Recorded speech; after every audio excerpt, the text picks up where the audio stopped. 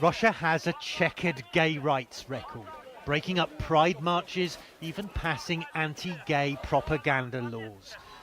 But there are now shocking allegations of much worse. Hundreds of gay men in Chechnya in southern Russia being rounded up and brutally tortured by the local authorities. This campaign was really accidental, as everything in Chechnya, very spontaneous. Road police stopped one guy who was under the light drugs, and they started to interrogate him. Where did he took these drugs? And he pointed out to another guy, and they took this guy and they took his cell phone and find out a lot of messages, photos, videos with their friends, gay friends. And after it, they just started to torture him and started to call out all these people in his phone list. Chechnya is run by Ramzan Kadyrov, a Kremlin-backed strongman who regularly posts videos of himself working out in his private gym. Some human rights defenders from international organizations started to have some signs of it.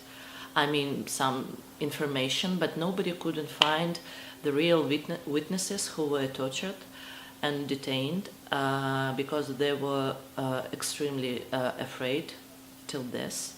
So even they were released after torturing for a couple of weeks. A spokesperson for Chechnya's leader, Ramzan Kadyrov, says the reports are lies. They went on to say that there are no gay men in Chechnya. And if there were such people in Chechnya, the law enforcement organs wouldn't need to have anything to do with them because their relatives would send them somewhere from which there is no returning. As we know, during a couple of months, it was around 200 people, and some of them were beaten to death.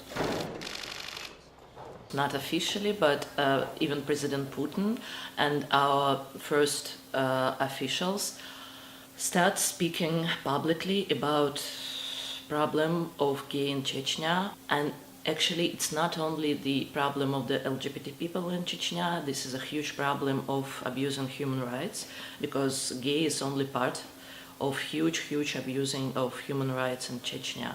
They don't need any proofs, they just want to suppress, so it was just another social group who just were put at risk and under the repression. A major Russian newspaper which first reported the story says its entire staff is now at risk of reprisals. They just all flee the republic and hide in all over the Russia, or just lay down in the republic and didn't know what to do. So it took a lot of efforts to find somebody, and it cost a lot to persuade them to tell their stories, because people were risking not only their lives, they were risking lives of their relatives who are still living in Chechen Republic.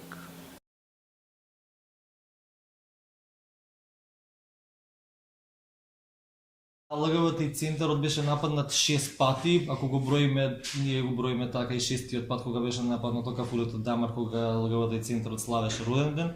Немаме никаква судска разрешница, обвинителството нема поттегнато никаква истрага за тие настани, а што се однесува до притисоците, сите видовме во последниот период, тежок и бурен период, дека повеќе организации беа таргет на некои инспекции, на проекти од пред 2, 3, 4 години, на едно чешлање за кое што ние не можеме да си разјасниме зошто и како е, но сепак реалноста е таа дека тие притисоци постојат, која е позадината е за дискусија, но тука се и постојат. Се надеваме дека во наредниот период тоа нема да се случува и дека ќе оствариме некоја поотворена, потранспарентна и најбитно поефикасна соработка со државните служби. Левата популацијата во Македонија се соочува со проблеми од сите аспекти на општественото живење, почнувајќи од пристапот до здравствена заштита, пристапот до образование, но најголемиот и сеопшт проблем сепак е стигмата од општеството кон левата популацијата и начинот на живот, нивните интереси, видливоста на ЛГБТ популацијата и така натаму.